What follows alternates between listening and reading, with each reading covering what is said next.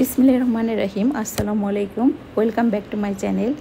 আজকে আমি শুরু করছি এক পবিত্র শহরের গল্প দিয়ে। হ্যাঁ, আমি এখন আছি মদিনা শরীফের, আমাদের প্রিয় নবী রাসূল সাল্লাল্লাহু আলাইহি ওয়াসাল্লামের প্রিয় শহরে।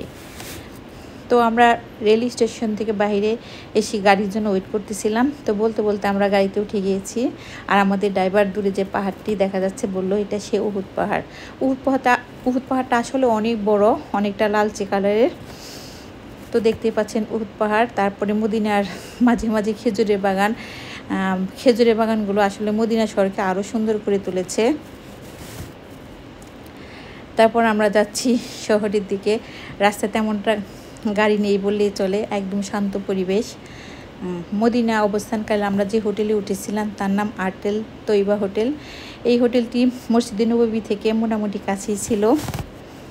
তাছাড়া ওদের হোটেলে গাড়ির ব্যবস্থা ছিল, গাড়ি দিয়ে ওরা মসজিদে নববীতে প্রতি উক্তি নামাজে নিয়ে যেত, আবার নামাজ শেষ করে হোটেলে এনে দিয়ে যেত। আমরা নিয়েছিলাম একটি 4 বেডের ফ্যামিলি রুম। তো বলতে বলতে আমরা হোটেলে এসে পড়েছি। এখানে ছোট একটি রুম ছিল লাগেজ বা ট্রলি রাখার জন্য। এটা ওয়াশরুম ছিল, ওয়াশরুমটা নিট অ্যান্ড ক্লিন ছিল, একটু বড় ছিল কিন্তু ক্যামেরাতে আসলে আসেনি।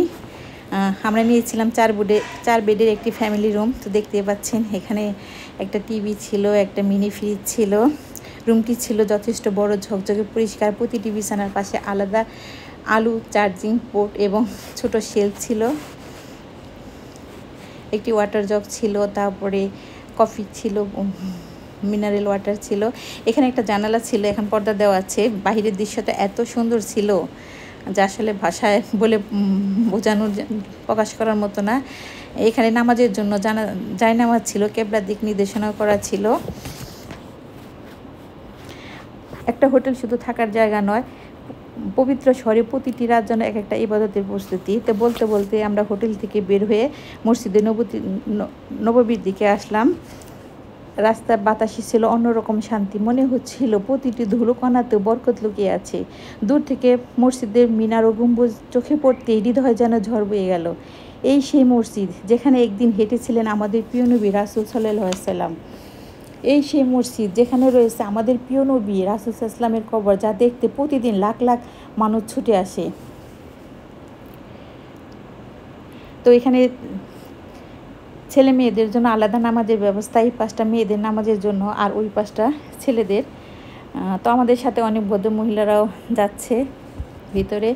এখানে সব মসজিদেই জুতা বাইরে রেখে যেতে হয়, এখানেও জুতো বাইরে রেখেই আমরা ভিতরে প্রবেশ করলাম। মসজিদের ভিতরে প্রবেশ করিয়ে দেখি চারপাশ কেবল তেলাওয়াতের সুর, সেজদার দৃশ্য আর নিঃশব্দ কান্না।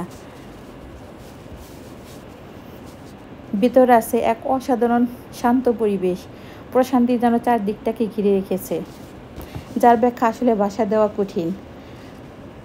মসজিদের দৃষ্টিনন্দন কারুকাজ, শানদার স্তম্ভ সবই এক একটি ইতিহাসের অংশ।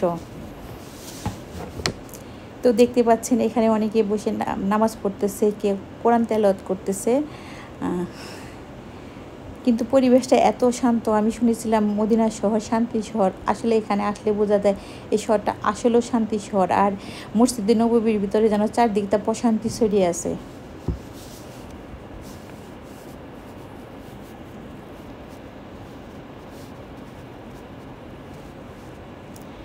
তো মসজিদের ভেতরের অংশে রয়েছে রাউদা। তো আমরা মসজিদের ভেতরের অংশে যাচ্ছি। মসজিদের ভিতরের অংশে রয়েছে রাউদা, রিয়াজুল জান্নাতের একটি টুকরো স্থান। এখানে নামাজ আদায় করার সৌভাগ্য পেলে মানুষ নিজেকে অনেক ভাগ্যবান মনে করে।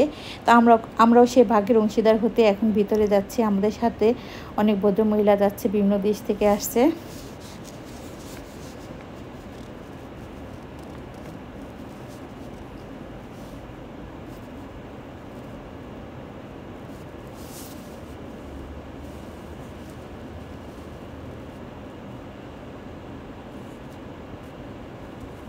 তো দেখতে পাচ্ছেন মসজিদের কারুকার্য, সৌন্দর্য।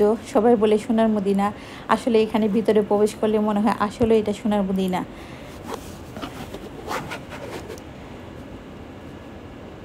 তো এখানে আবার ওরা মাঝে মাঝে কোরআন শরীফ রেখেছে, অনেকে এখান থেকে কোরআন শরীফ নিয়ে তেলাওয়াত করতেছে।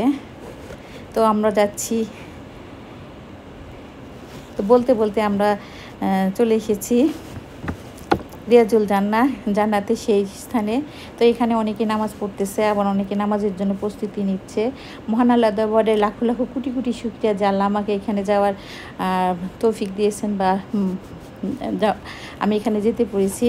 তো এরপর আমরা ওইখান থেকে বাইরে চলে আসলাম। তো বাইরে থেকে দেখতে পাচ্ছেন আমাদের প্রিয় নবী রাসূল ইসলামের কবরের উপরে যে গম্বুজটা ছিল সবুজ, তো সেটাই দেখাচ্ছি। এখানে আরও লোকজন ছিল।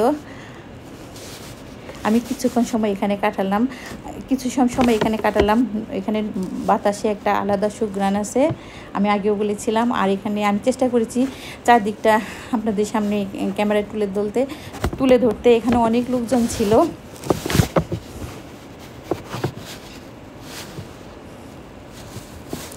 এরপর এটা ছিল মসজিদে নববীর একটা দরজা। এরকম অনেকগুলো দরজা আছে।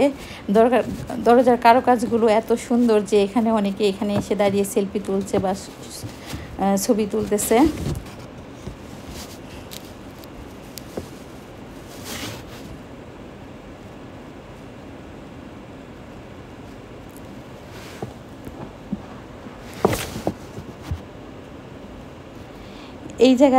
এই জায়গায় দাঁড়িয়ে মনে হয় দুনিয়ার সব ব্যস্ততা, সব ক্লান্তি যেন গলে পড়ে যায়।